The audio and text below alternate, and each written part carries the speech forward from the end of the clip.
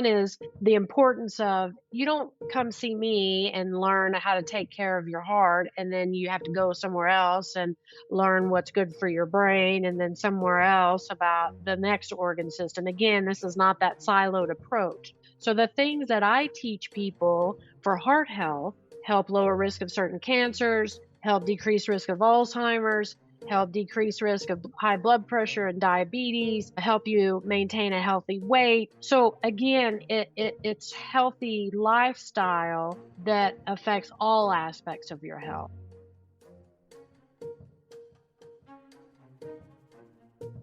Welcome to Roots of Healing, the podcast where we uncover the stories, insights, and visionary ideas shaping the future of lifestyle in integrative medicine. I'm your host, Dr. Siri Chand Khalsa, a physician and advocate for holistic healing and embodied living. Before we begin, please note that this podcast is for educational and informational purposes. The views expressed by our guests are their own and do not constitute medical advice. Always consult your healthcare provider for personal medical concerns. Each week, I have the privilege of sitting down with trailblazers and thought leaders who are reimagining what it means to heal, mind, body, and spirit. Together, we're exploring their journeys, innovative approaches, and the deeper roots of healing that inspire us all. Welcome, everyone, to this week's episode of Roots of Healing. I'm Dr. Siri Chand Khalsa, and I'm here this week with our wonderful guest, and I'm so excited about this recording. This is Dr. Tracy Paeschke, and she is coming to us from Monument, Colorado, where I imagine winter is arriving. And she's a board-certified cardiologist and health coach with over 25 years of experience dedicated to helping people with heart disease. And I am so excited to dive into this conversation with you. Thank you. Thank you very much. You have what's called an integrative cardiology practice, and you work through telehealth in multiple states. You combine different modalities. And could you just give us a high view of what coming to see you as a patient might look like? Yeah. So I've taken, as you said, I'm a board certified cardiologist, taking care, I've spent most of my career taking care of people when they came in with their heart attack or their heart failure, right? So having some bad event. And, after you do that for a long time, you realize that there was sort of a lost opportunity before those catastrophic events where we could have maybe helped people avoid those events in the first place. So that's why I decided to focus on preventive cardiology. I just felt like we were just not really getting to the root of the problem, right? And so that's how I design my practice. So it's a little bit, it's tricky, right? Even though, like you said, heart disease is the number one killer of men and women, and a lot of women don't know that, but it is. Even though it's the number one killer, there aren't many preventive cardiologists, and there is no standard protocol for how to approach it, right? So what I did is took a year, a little over a year actually, and dove into all the things, right? Became a certified life coach, did all the, joined the Institute for Functional Medicine and American College of Lifestyle Medicine, and took webinars and courses and came up with my own protocol. And so I like to say that I sort of cherry picked the best parts from all those great organizations. And so I approach it. I have this, I call it a roadmap. So in the bottom rung of the roadmap, we do an in-depth consultation with people. So I have them fill out, it's an hour and a half visit, right? So it's beyond the standard, 15 minutes that people get. So we talk about diet. I have people keep a 3-day food journal. We talk about sleep and sleep patterns. We talk about stress and family history. So sort of get a foundation of where people are starting, right? And then I also gather data from things that people may have already had, right? So any testing they may have had, imaging or labs, or if they have a prior history of cardiovascular disease, I get all those records and review those. So we start with a good foundation, right? And then based on that data, and in the consultation, I usually send people off for advanced lipid testing and inflammatory marker testing, right? Because it's not just the standard lipid panel that's important. That's just like the tip of the iceberg, right? So we need to look a little deeper. We look at things like ApoB and LP little a and LDL particle size. We look at inflammatory markers like CRP. We look at myeloperoxidase and oxidized LDL. So all these things give us a bigger picture of someone's personal risk, right? So things like the standard lipid panel are great for population medicine, right? So for the people in general, right? But we want to know what is important for the person that's in front of me, right? So we know, for example, that a lot of these advanced lipids, for instance, LP little a, it's estimated that 1 in 5 people have elevated LP little a, but less than 1% of the population ever gets that checked or has ever even heard about it. So even physicians don't always know about these advanced lipids, right? So again, and for instance, LP little a is associated with it's like its own thing. So no matter what your LDL is, that's associated with increased cardiovascular risk and elevated LP little a. So again, it's looking a little deeper and to personalize someone's risk. And then the other part of that is I always send someone for some sort of imaging. So again, just like we do mammograms to look at the breasts, right? We do colonoscopy for colorectal screening. We do have the technology to look at coronary arteries, but insurance doesn't pay for screening a lot. And a lot of people haven't heard of these tests. And so people don't know they're important. But there are great tests. A calcium score is a good test. Where we do a CT scan and do a 3D picture of the coronary arteries. It's great for looking at plaque and percent stenosis. And then the latest greatest thing is adding AI, like clearly to read the scan, and it can pick up things that even an expert reader can't see. So it's a great time. We have a lot of these tools at our disposal. We just need to use them more and get the word out about that they're out there. And then we take in my practice, I take all that data now that we've accumulated about someone's personal risk, and I love to do things like a continuous glucose monitor that you wear on the back of your arm for a couple weeks, and you can see how different foods and activities affect your blood sugar and what your blood sugar is doing at night. Routinely screen people for sleep apnea because it's severely underdiagnosed and has a huge impact on heart health and inflammation in the body, right? What other gadgets? I have a little blood pressure patch so that you can wear for 24 hours. Yeah, it's a non-invasive blood pressure gadget, and that's awesome.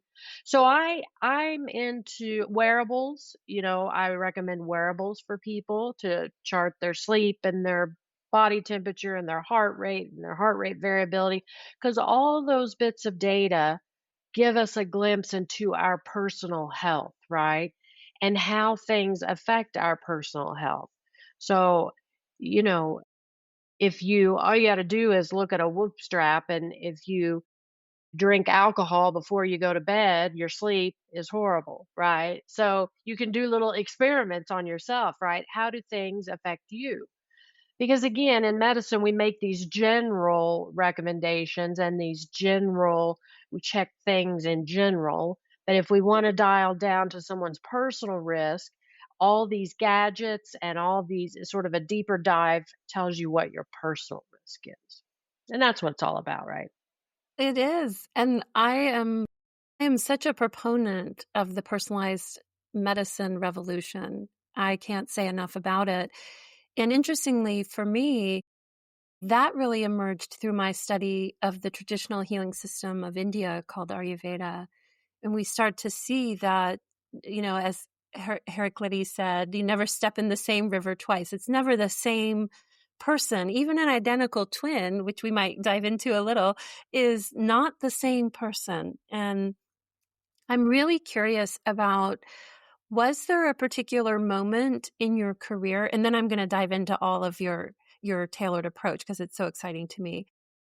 Was there a moment that was really the pivot, like a discrete, do you remember a discrete moment in time where you said, okay, I'm stepping out of the insurance model and I'm going to pivot into a model that's maybe more aligned with the value that I know I can offer people with my clinical background and training? Or was it more of a gradual evolution? Well, I think it was a gradual evolution that sort of, because again, I've been a physician for a long time, right? And it's changed a lot over my career. And I would say that even the practice of medicine as it has become is not aligned with my personal values, right?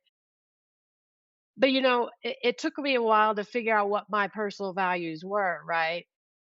Because in medicine, it's a weird, we're very most people who enter medicine are of a similar personality, right? We're helpers, we're people pleasers, we're type A personalities in general. We get stuff done, we're smart, right? And you just get set on this path in medicine and you follow the path, right? You go to college, then you go to med school, and then you do your residency, and then you're out in the real world. And a lot of physicians are like, okay, I'm not helping as many people as I thought I was going to help, right? I'm giving out a lot of pills, but I don't have time to talk about good health habits. And often physicians don't have the best health habits, right? Because we're in that system of go, go, go, right? So we're up all night on call. We're eating crappy food from the doctor's lounge. If you're lucky, there aren't even many doctor's lounges anymore. But True. um, and so it's this high stress, right? I mean, it's like the worst. Physicians are live the worst lifestyle sometimes. So I think for me, as I got older and I was able to, figure out what was important to me, as health became more important to me personally, and I took the time with some introspection and work on myself to what was important to me, and I just decided that being in corporate medicine, spending, if you're lucky, 30 minutes with people, refilling their prescriptions, but not having time to connect with people and talk with people and educate people. I just couldn't really do that anymore. Yeah, I mean, we could do 3 podcasts on everything you just said. My graduated undergrad in 94, so you may be similar-ish. I don't know exactly where you fit into that continuum, but first exposures to medicine were paper charts, right? So if we just look at the EMR alone, the busyness of the EMR, the lack of personal connectivity, that is one small segment of the problem that we personally have seen evolve dramatically. The second is the entry of venture capital and corporate medicine, which took the autonomy out of the clinician's hand and the ability to negotiate for contracts effectively, which relegates, especially, and I don't want to generalize too much, but let's say clinicians that may have other areas where their cognitive load lands, like family and partnership, aging parents, other internal interests.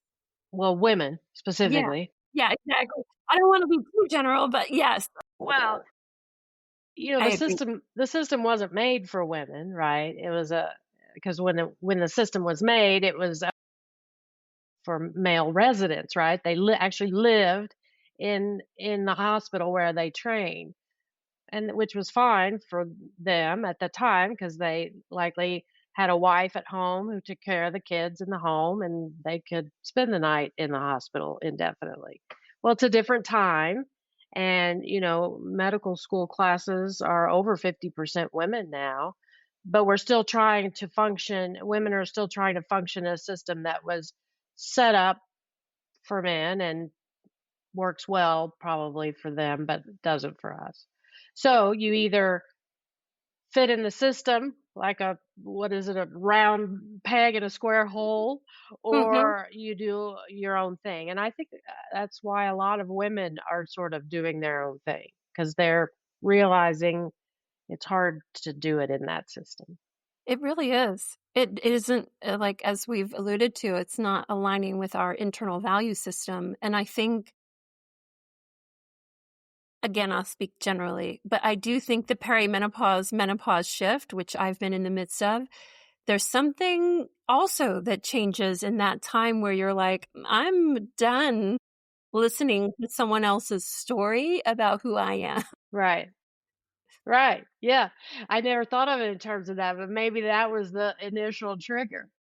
Yeah, I know. And then there's actually I heard Dr. Mark Hyman speak. He was given a talk, and I heard a snippet of it last night, actually. He was talking about how as we grow older, and again, I think this is especially true for women, part of what we want to do as we age is to give back, right? So to share, again, I've been a cardiologist for 26 years. I have some wisdom as part of that, right? Just from having done it for so long, right? So as we age, I think it's important for us to share our wisdom. Um, and again, it's hard to do that in the medical system as it's set up, right? So you have to kind of think outside the box, I think. Yeah, you do. And I think that, with the recent insurance visibility with the death of the CEO of United Healthcare and patients becoming more vocal, perhaps there's an increasing understanding that clinicians are sort of stuck in the middle. The way we want to practice medicine isn't available to us. It's being, sometimes in my case, being dictated by an office manager who has extremely limited clinical background and is being driven by a corporate model. So these days of sort of the Norman Rockwell full waiting room, the time you need is the time you get, those are gone. Those days are gone. And I think patients and people need to appreciate that the clinicians experience quite a bit of burnout and stress trying to square peg round hole it as long as they possibly can. And then, inevitably there comes a certain richness in self where you say, I do have this wisdom, I do have this knowledge. And to access it, unfortunately, it's going to be fee for service. There may be health savings accounts or other ways that people can creatively connect, but it doesn't make sense to hold all that knowledge hostage in a system that refuses to let you exist with it. It's like Right. that is that's something I've seen again and again, mentoring many integrative physicians. I worked in the fellowship and taught there in Arizona for years. This is such a common phenomena, is that integrative clinicians are lifelong learners. And as they grow in that longitudinal knowledge, their internal synthesis of concepts and ideas of where the roots of the illness come from get richer and deeper. And there's less and less time as the years go by in those office visits to get to know someone on that deeper level that includes, I'm curious, and so sort of a segue into the coaching aspects of your practice. What are some thoughts that you think people adopt that really are very troubling for their heart health? Well, a common one is because often heart disease runs in families, right? So they see, their father had a heart attack in his 50s and grandfather had a heart attack in his 60s, and maybe their brothers had a heart attack.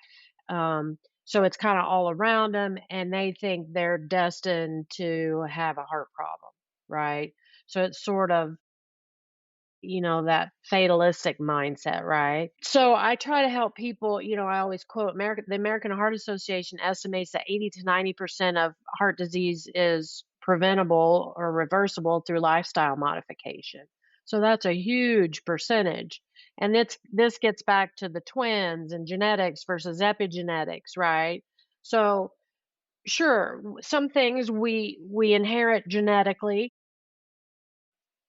but just because we inherit a gene for something doesn't mean that that gene has to be turned on, right? So there are things that affect our genetic makeup. So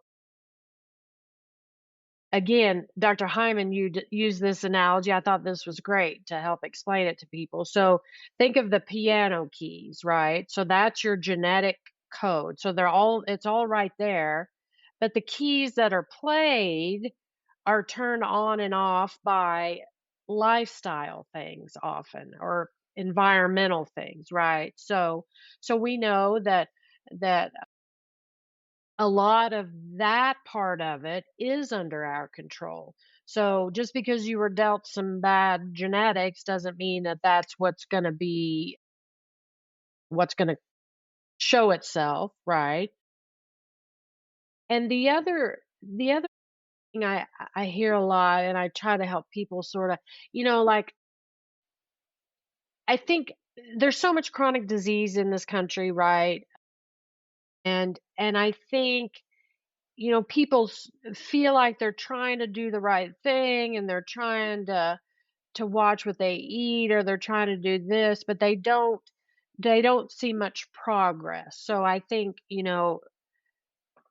that sort of wears on people's thoughts, right? So maybe I can't lose this weight, I'm a failure, or I've tried exercising and I'm not an exerciser. So that's just me, and I don't, so it's just sort of these negative thoughts, maybe because of things that they've done or tried in the past that didn't work, right? So I try to reframe it again in more terms.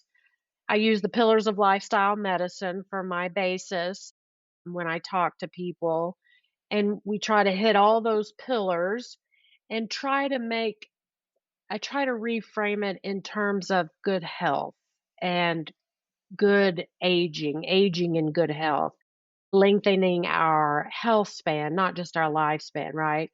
So, in those terms, so that maybe people can see themselves, oh, well, I can be healthy and I can try. I don't like to go to the gym, but maybe I could try this or that, or, so just some different ways to think about things. That's so powerful because I think that comprehensive approach gives people agency.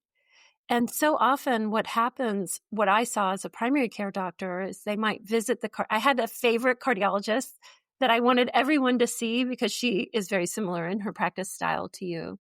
And I'd be like, it's a long drive and there may be a little, wait in the lobby, and you may have to pay a little extra here or there for certain pieces because she ran it solo practice.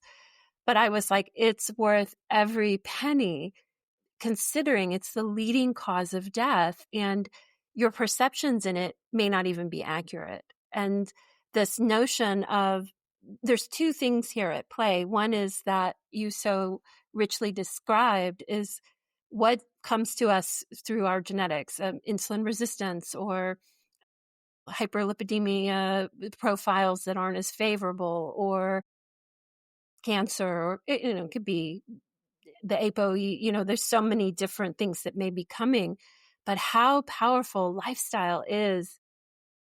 No one really has the time to explain that in the office visit, to say, well, there's data that says that applying these lifestyle principles might even reverse the heart disease that you have.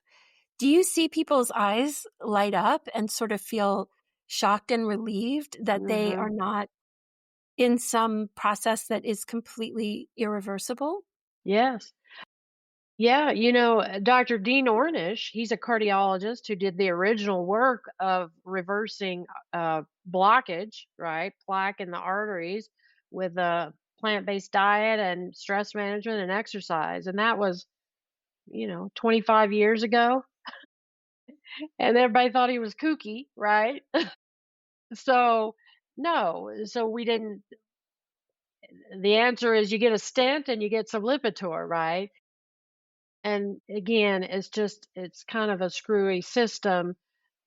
But I think in many ways, if we all got back to the basics of healthy living, I mean, as best we can do it, it's hard in our modern society, right? There are a lot of obstacles to being healthy.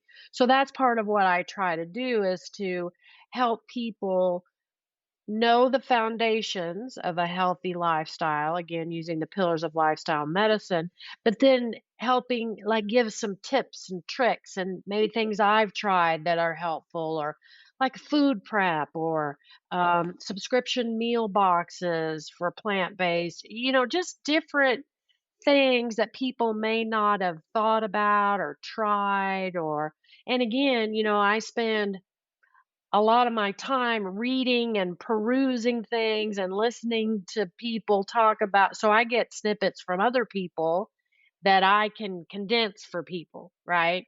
So that's part of what I see my role as sort of. And when I talk to people, we talk about that. I don't want to be, I like it more of a, what's the word? Where we work together to come up with a plan. For instance, I saw a lady yesterday and she's interested in incorporating more plants into her diet.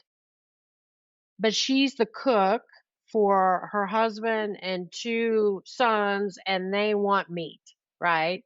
So we sort of brainstorm some ways to, for her, because, nobody wants to cook different meals for everybody, right? So we brainstormed some ways where she can make them their meat, but she can figure out how to, so instead of the pork roast with the potatoes and the vegetable, they have that. She can have the potatoes cooked healthily, right? And the green vegetables, and maybe she has some tofu instead, or, just some beans, right? So some ways to think about it. Food's a tough one, because food is tied up with cultural things and societal things. And so we have to think about it differently, right? Be more mindful of all that. I love how you recognize that it's not one size fit all, and that when someone's trying to make a change, they don't want to be a short order cook, right? They Right, need to find a sustainable way that. And also the coaching model is one in which we're not seeking to control others. It's right, really about managing the agency we have, recognizing that the solution isn't giving the family an ultimatum saying, I'm only cooking plants from now on. That's not right. family harmony. That's actually a lot of stress on the heart and on the being. So, it's finding that middle road. I wanted for our listeners, I'm just going to pop in real quick and remind our listeners the pillars of lifestyle medicine are a whole food, plant predominant diet, 150 minutes a week of moderate exercise, 8 hours of restful sleep, daily relaxation to lower stress, removing harmful substances, which is actually a very interesting conversation from an environmental and smoking standpoint, and regular community connection to positive people. Is there anything that you have seen that, granted, these are all evidence-based, but that you might add to that list, or that you regularly see, this is an important piece to this? I think they're all important, but they're just, and again, they're so much deeper than they sound, right? For instance, avoiding risky substances. So the first thing that comes to mind, of course, is smoking and alcohol and marijuana and other drugs, and we want to avoid those, cut them out. But then don't forget all the other things we're exposed to every day, all day, right? Chemicals and toxins and air pollution. And, you know, they found plastic particles in carotid artery blockage, right? So I tell everybody get the Yuka app. You've heard of this, I'm sure. Yuka, and scan all your stuff, not only your food, because those are full of horrible things, but your lotions and your cosmetics. And because these are things, again, sometimes we don't really even think about it because it's so pervasive in our modern life, right? We just go to the store and get our lotion that we've used for 20 years, right? And then you scan it and it's got all these things in it. And you're like, I'm slathering this all over my body all day. I don't want that, right? And some of these things are hormone disruptors. And so our kids are using these things. So again, it's thinking sort of beyond just the surface level. It can become a little overwhelming if you let it, right?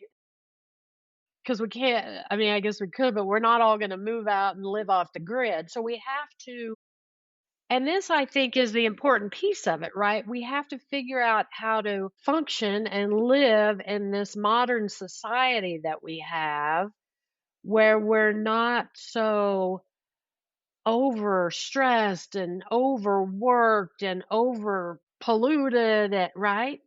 So it, Stimulated? Yeah, overstimulated. yes, yes, all of it. So again, I think it really takes I think it would be helpful for people to really the other thing I recommend for people, because this I think helps people see it, is keep a journal for a week. You can track your food, right? You can log your food in a food journal. There are apps for that. You can log your exercise. You can log your sleep, because there's just something about seeing what you're actually doing in a day, right? Log your work, right? Some of the productivity gurus talk about this, right? How are you spending your workday? Are you sitting in front of a computer 8 hours a day? Well, if you are, that's not good for your health, right? So, so you take those bits of information and you think about how you can tweak that stuff, right? Or you take them to your doctor like us and we can help you tweak it, right? So if you're sitting at a computer doing work from home for 6 hours a day, well, you need to break that up, right? So you set a timer on your phone and you get up and you do some jumping jacks or squats for, a minute or two, something to get you going, or you sweep the floor, right? That's what the blue zones people do. They're doing more daily movement. So they're not going to the gym, but they're doing a lot of daily movement, cleaning, gardening, just up and around, right? So if you're on your computer for 6 hours a day and then you watch TV for 2 hours, right? So again, well, maybe I can make some changes there, right? So maybe do I really need to watch 2 hours of TV? Probably not. I could turn off the TV, maybe go for a walk or read a book, or again, figure out how to incorporate your self-care into that, right? So again, it's just taking a look at your lifestyle and deciding what's healthy, what's not healthy, and maybe that stuff in the middle you're not quite sure, and then you can talk to people about that, but just try to make healthier choices, right? And at Yeah, the end of it, if you do little tweaks here and there and you work these healthier habits into your life, in a year, you're a different person, really. literally. I mean, as you mentioned earlier, the epigenetics of lifestyle is really how we have that keyboard, that piano keyboard, which is just who we are. It's what we've been given. But we actually have choice in how the keyboard is played through not being sedentary, through doing inner work, developing self-compassion, developing relaxation techniques. And I love how you bring in this quality of mindful awareness without shame or judgment, meaning a lot of what late stage capitalism, if I may, has introduced to all of us is productivity and value are bound to our worth. And we work ourselves literally to the grave. And there are other ways to reframe consumerism and career and connection within the context of, stepping outside through this mindful awareness of, well, I'm really tired. I'm not sleeping well. I'm on my screen. I'm answering emails. I've got blue light pollution happening in the evenings for me, which disrupts my sleep, which impacts my sleep apnea, which impacts memory and cardiovascular health and inflammation. A simple change is things like, turning the blue light off, shifting the phone light to evening. It's not a big change, but it's these small little micro adjustments that one can't come into without a guide or awareness, because the cultural narrative is so not that. Right. And you'll find, I'm sure, with your clients that they're often the first voice in the family. And then everyone else is like, you seem healthier, more creative, your weight's come down, your energy's better. I want a little of that too. Right. Then they recognize that it was not counting macros that created all this change. It was this deep, intensive inventory on how life got constructed in a way that's maybe not authentic to that individual's value system. And I'm in a mixed race marriage with someone who's a first generation immigrant family. And that has its own set of stressors as people arrive and want to succeed and are driven through their values of wanting their future generations to have more access to all kinds of resources that were not there for them. So, gosh, the way in which these stories gets constructed is vast. And I want to remain sensitive to not generalizing it in a way that's like, oh, you've done something wrong. I mean, oftentimes these things are just what are driving our culture and our world today in ways that are, just require mindfulness. I'm really curious how you feel about heart rate variability, and if you're using heart math, or we didn't brainstorm about this before, so I don't want to put you on the spot if it's not something that aligns with how you're practicing, but I'm really curious what your thoughts are on it. Well, so heart rate variability, right? We know that higher is better. And for instance, it's a good piece of, like, I wear a whoop strap. So it's a good piece of data that you can see on any of these wearables, right? And it correlates with recovery and rest and, fitness, right? So the better all those things are, the higher your heart rate variability. And again, that's the beauty of charting these things, because you can see, again, if you I don't drink alcohol, but people who wear whoop straps will say that the number one thing that affects their heart rate variability, makes it plummet, is when they drink alcohol. So again, it's a window into how things we're doing and in our environment affect our physiology, right? So again, it's a great sort of window to the inside. It really is amazing what I think AI and wearables are going to give us in terms of circadian rhythms, biorhythms, microbiome information, neurologic, autonomic, sympathetic, parasympathetic activity. Like, we're just, like you said at the beginning, it's kind of an exciting time to be here because nothing is really that static right now. Our ability to integrate, again, interestingly, something I've seen, which I remain very curious about, is the integration of systems, right? So the way we've designed medicine now, it's hard for us to conceptualize communications between lung and heart. Of course, the advanced clinicians see it and sense it, but it takes a long time to get to that level of mastery. Is it volume or, all those ICU type questions. But I think there's something more at play, which is just understanding the discrete physiologies and neurohormonal movements of the body, and how environmental toxins, as you've wisely shared with us, can impact that. Poor sleep can impact that. Negative thinking can impact that. I mean, it's really an appreciation of, sometimes I just sit in the miracle that is this. Like, Yeah. how is all this even working anyway? Right. Completely unbeknownst to my conscious control. Right. You kind of have those moments sometimes too. Yeah. Yeah. And, it just goes back to that old adage, right? My body is a temple. So I think if we could get back to that and just this appreciation for all the things our body does, and instead of worrying about our, you know, certain things we don't like about our body or, again, in that weird cultural thing that we all do, right? Just an appreciation for the amazing things our body does. And it's like anything,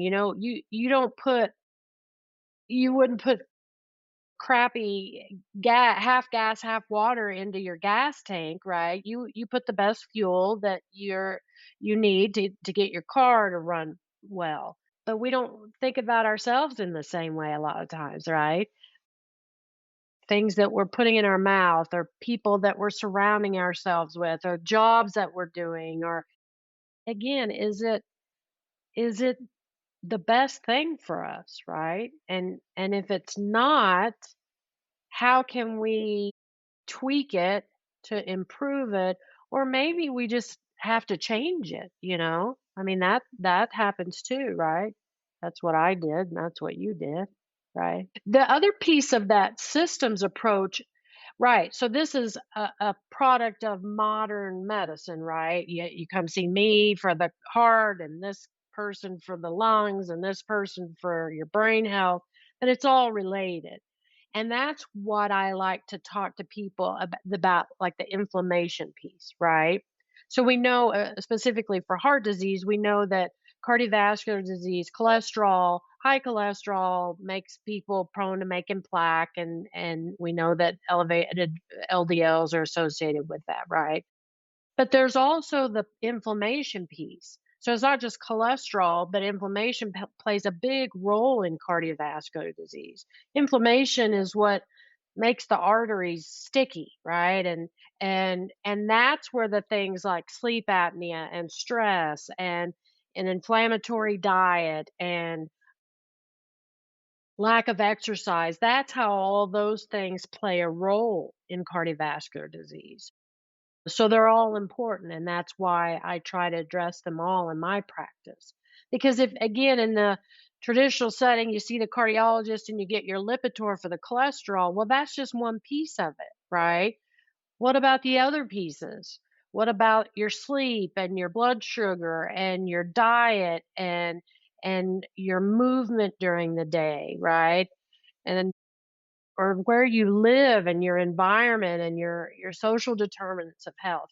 How does all that play a role in what's going on? It's huge, all that. It's so important to recognize for our listeners who are on the patient side, we'll probably have a mix of patients and clinicians, is that you do need to advocate to understand how to appropriately make these changes or seek out people who have sought out additional training. Before we start wrapping up, and my goodness, our time has literally just flown by. You're such an engaging speaker. Um, the LP little a, I think, is something I learned like literally nothing about. And I trained through Mayo Clinic, formal internal medicine, very formal internal medicine background. And the way that I understand it is that it is actually an independent risk factor for cardiovascular disease that may not be as influenced by lifestyle. And I That's wondered right. if you could comment about that. Tell us what the testing is, and of course, not providing medical advice. Where could someone who may be at risk because of this seek out support or specific things that they need to look at, keeping that in mind? Yeah, so LP little a, right. And again, I didn't learn about this either, but I think part of that is, it's been sort of an evolution in these things because there has always been, as a cardiologist, we've always had patients, people who have a heart attack. Most heart attacks occur in people whose cholesterol is quote normal, right? And they don't have a severe blockage. They have a 20 to 30% soft, unstable plaque. That's what causes heart attack. Well, back in the day, we couldn't even differentiate types of plaque, right? But again, as the technology has evolved, we've always known that even the person with a strong family history of heart disease is a great example. So, those people that everybody in the family has heart disease, and that person comes to the doctor, and the doctor checks a standard lipid panel, and everything looks great. Well, you're fine. Your risk is low. Plug you into right. Well, the missing piece a lot of times is that LP little a. So yes, that's the one that's genetically transmitted, like 80 to 90% genetically transmitted, so not as modifiable by lifestyle. But it's important to know that you have it. So in Europe, it's recommended, it's standard guidelines that everybody get an LP little a checked once in their lifetime.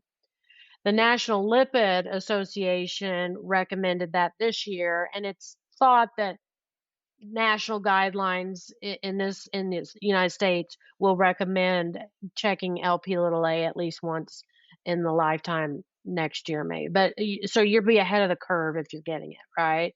So it's estimated that 1 in 5 people have elevated LP little a, and it's an independent risk factor for cardiovascular disease. So your LDL can be normal, but if your LP little a is high, your risk is high. And if your LP little a is high, your siblings and your kids need to have their LP little a checked, and your parents, but certainly your siblings and your kids. And so we know that elevated LP little a is associated with increased cardiovascular risk. It's associated with increased atherogenesis, so plaques, and thrombogenesis, so blood clots. Um, and it's interesting because the molecule has this little tail on it that looks like fibrinogen. So yeah, it causes blood clots. In fact, well, some people recommend taking a baby aspirin if your LP little a is elevated. So that's something to talk about with your physician. The other interesting thing is that elevated LP little a is associated with aortic stenosis, which is, again, we've always had these people who get aortic stenosis, not a bicuspid aortic valve, and they're not 80 getting aortic stenosis, but like this population, we didn't really know why they were getting aortic stenosis. Well, it turns out a lot of them have elevated LP little a. We just didn't know to look. Now, so there's no medication that specifically targets elevated LP little a. There are several in the works, but so for now, the recommendation, sometimes PCSK9 inhibitors, the injectable lipid lowering drugs, will lower LP little a little bit, but they're not indicated for that. So the recommendation at this time is that we should get the other risk factors very well controlled. So really lower the other risk factors while we're waiting for something that's going to treat specifically elevated LP little a. Now, to get it checked, it doesn't come on a standard lipid panel. And again, even a lot of physicians don't want to order it because they don't really know what it means and how to interpret it. So I tell people, of course, I order it on everybody, but you can go Function Health. So Mark Hyman, Dr. Hyman, he has this lab platform called Function Health Labs, and people can go, join his membership and get this whole big panel, and that includes an LP little a. So I get calls from people who have gotten those lab extensive advanced lipids, and it's red, it's red flag, and they'll call me to help them interpret those labs. But it's Hmm. a great way to get it checked if you're having, again, some pushback from your physician. Yeah, it is tough to be an early responder sometimes because these things will likely become more integrated. And really, the limiting factor isn't as much their efficacy or value or evidence, it's their cost. And so they're not being built into, as you call it, population medicine, Right, unfortunately. right. I think that as we're winding down, I'm kind of disappointed we have used our time so wisely and our conversation has to come to a close. But I'm really excited to highlight for our listeners something from our conversation, which is that this practice that you've created actually brings greater health to the whole system. Now, granted, your specialty is cardiology, but vascular health, so peripheral vascular disease, is going to be impacted, kidney health, metabolic related diseases, which are linked to cancer, brain health. These are all going to be positively impacted by working with you. And I hear sometimes people reflection on the investment to work with clinicians that have stepped outside the model. But when you mentioned health span, this just can't be stressed enough.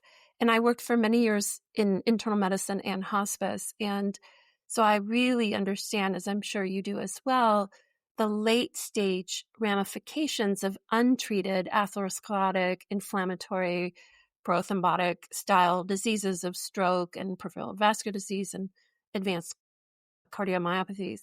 And it is such an impairment to quality of life that maybe was preventable. And we have to think about the investment, not just in our money, but in our time and in the energy it will take to change those patterns inside our health. But some of us may not have that fade gently in the night kind of moment that maybe a lot of people, at least my work in hospice, said they kind of just want to go to bed one night and not, that's it. But that is not actually how it happens for most people. And while I am a death conscious person from all my hospice work, we don't tend to talk as much as clinicians about what we actually know it can look like because we don't want to seem off putting or scaring people. But just to wrap up, do you ever have a sense of urgency to your message in the sense of how extreme the health span could be positively impacted? Well, I don't know if I convey it urgently because, again, I'm trying to meet people where they are, right? And I think most people, it has to be sort of short, easier steps, I guess, right? Again, trying to fit it into our busy, hectic lifestyle. So I come from more of a sort of a helping people be more health conscious approach because that does translate into the things you're talking about, right? A better death and a better life. Because, and that's what I tell people. Well, two things you made me think about. One is the importance of you don't come see me and learn how to take care of your heart and then you have to go somewhere else and learn what's good for your brain and then somewhere else about the next organ system. Again, this is not that siloed approach. So the things that I teach people for heart health help lower risk of certain cancers, help decrease risk of Alzheimer's, help decrease risk of high blood pressure and diabetes, help you maintain a healthy weight. So again, it's healthy lifestyle that affects all aspects of your health. And again, that translates to how long your lifespan is, but not only how long you live, but how you live, how healthy you are in the later years of your life, right? Because, right, I want to live to be 120, but I don't want to live to be 120 not being able to do the things I want to do, right? So I want to be able to go on a hike and go on vacation and play with my grandkids or my great grandkids, right? So And in this culture, we don't think about death and those things because they're scary. But again, turn it to, it doesn't have to be scary because I wouldn't be scared if I was 100, but I could go on a hike, right? So again, it's just sort of reframing how you think about it. And then when you have the end goal in mind, well, then sometimes it makes it easier to do in your 50s.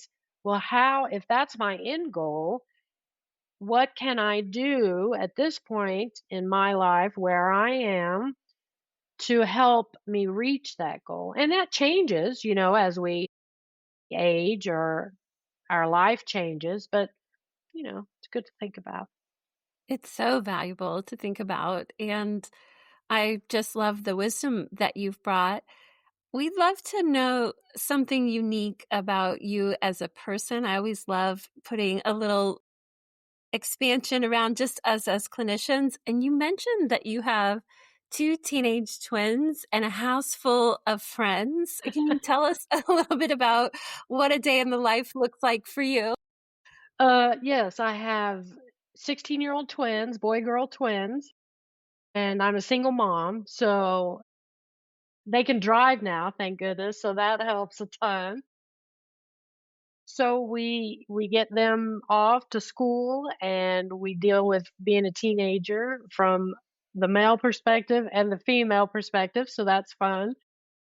And yes, we have a lot of pets. We have a little Shih Tzu, and we have two guinea pigs, and a hamster, and two parakeets, and a rabbit. So What a fun time. yeah, so it's like a little zoo in here. It's a Yeah, zoo. I love that. And if our listeners wanted to connect with you, firstly, I'm curious, you're able to do telehealth in which states? I do telehealth. I'm licensed in 7 states, so Arizona, Colorado, Utah, Nevada, Idaho, Wyoming, and Oklahoma. And then I see people in person at my clinic in Monument. I have a little office in downtown Monument.